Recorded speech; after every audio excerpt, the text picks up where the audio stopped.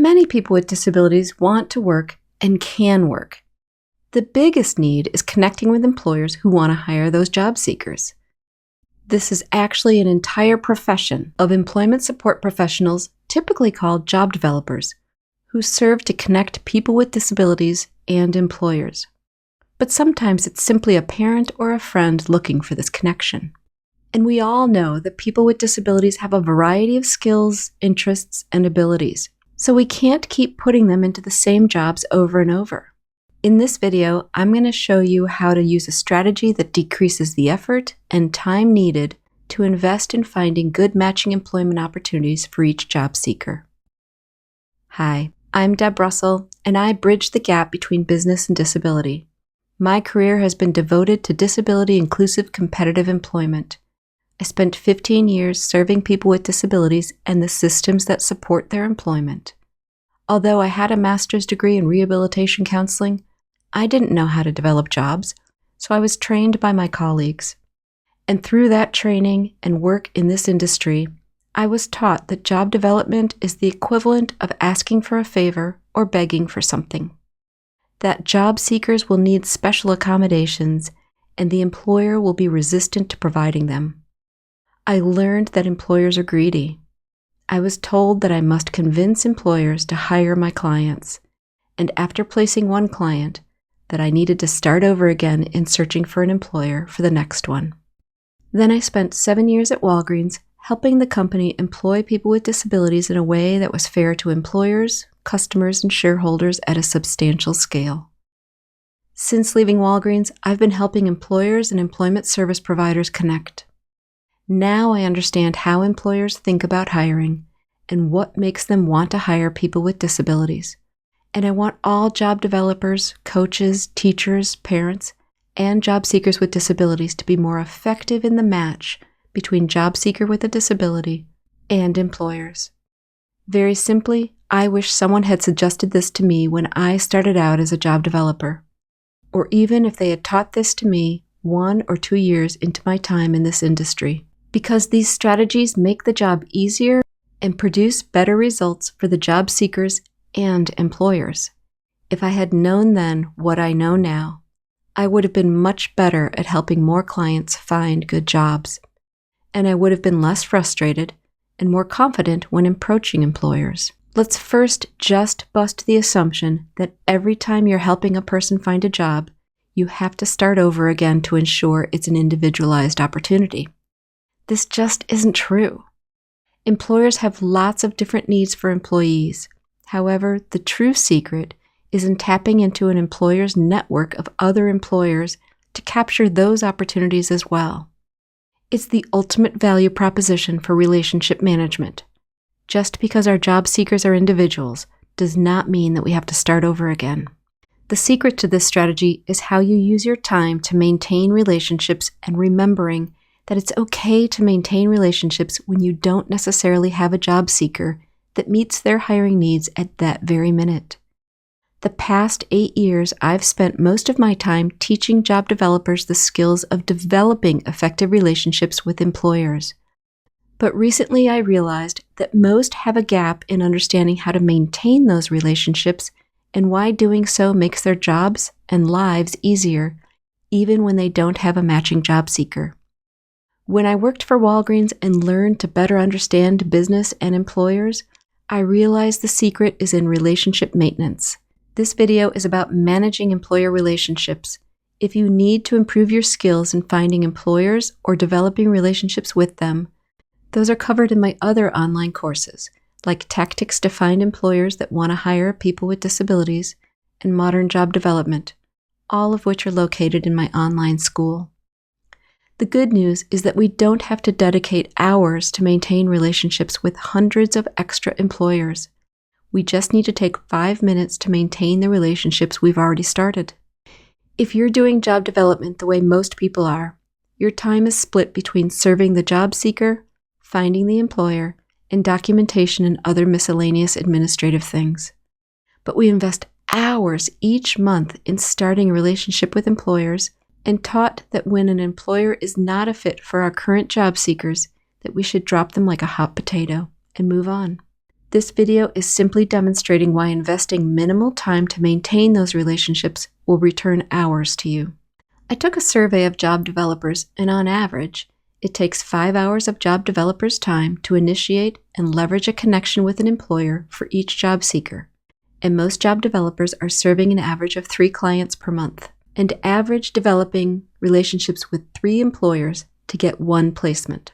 So the math is 5 hours per employer, 3 employers per placement, which is 5 times 3, or 15 hours of job development for each placement. And we average 3 placements per month, so that's 45 hours of job development each month. Why would we waste that effort just because some are not a match for our current job seekers? Typically, once a client is placed, we're on to the next job seeker while doing our best to ensure the employed client stays employed as long as the funding requires. In reality, this isn't that linear, and we serve several clients at the same time in different stages of job search and retention. But for the sake of this video lesson, we're working with averages, so we'll keep the math linear so as not to confuse anyone. Relationship management with employers can be so simple because you've already invested time in getting connected while facilitating the job search, interview, and onboarding. Again, why abandon this time investment? And like I said, I'm going to keep the math simple. No complicated word problems about trains leaving Chicago and New York at the same time and figuring out who gets to Cleveland first. Here's the math for this strategy. Each work week, on average, is 40 hours per week, and there are 4 weeks in a month, so that's 160 hours of work per month. As I said, job developers average serving 3 clients per month, and the average placement requires job development with 3 employers to get 2 interviews and at least 1 job offer, and all of that takes 15 hours. And that each time you serve a client, it takes a total of 30 hours from discovery to post-employment supports. So each placement requires 30 hours of client services and 15 hours of employer development. And remember, the average is 3 placements per month. So of your 160 hours for work, it takes 135 hours to place 3 clients. And this leaves you with 25 hours per month for paperwork, meetings, and whatever else takes up your work days. And if you continued as most of us have been trained, you could keep going like that.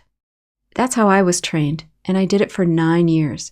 It was just rinse and repeat every job seeker. Over 6 months, we've invested 270 hours developing enough of a relationship with 54 employers to get 18 clients placed. Yes, yep. We all know that we do this job because we're committed to people with disabilities. We certainly don't take these jobs to get rich, but you don't want to be miserable.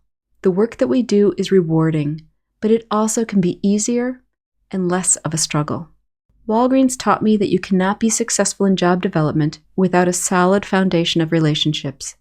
Okay, well, technically you can be successful, but you'll quickly burn out.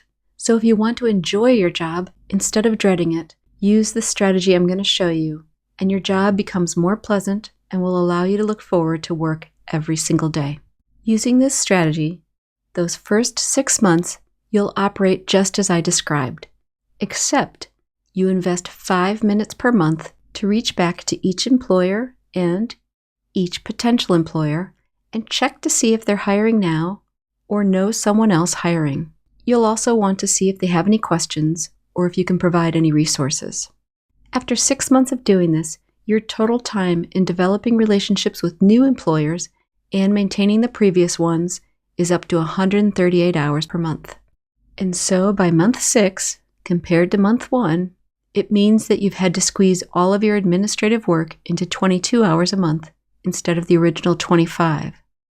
But at about 6 months, you'll see a shift in your need to develop as many new relationships as needed before.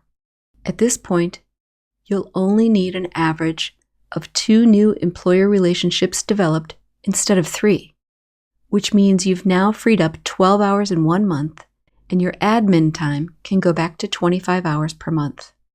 That's the math behind why you want to continue managing relationships with employers after investing the effort to develop them.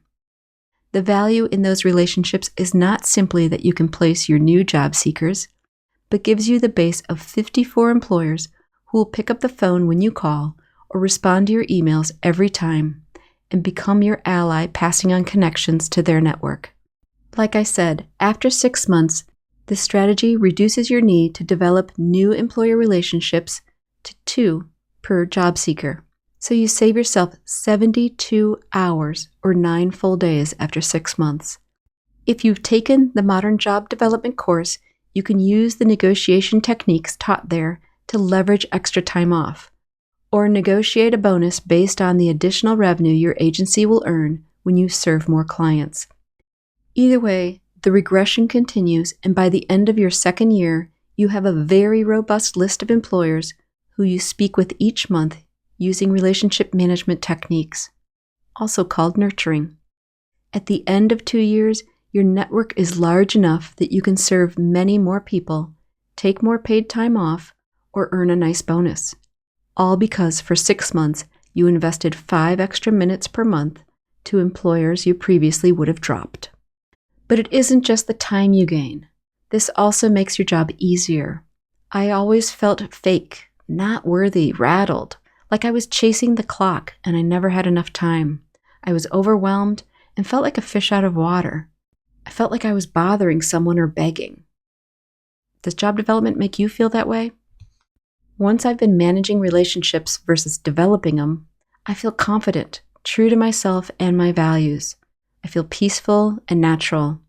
It feels good, like I'm truly helping someone and creating solutions. And you can feel this way too.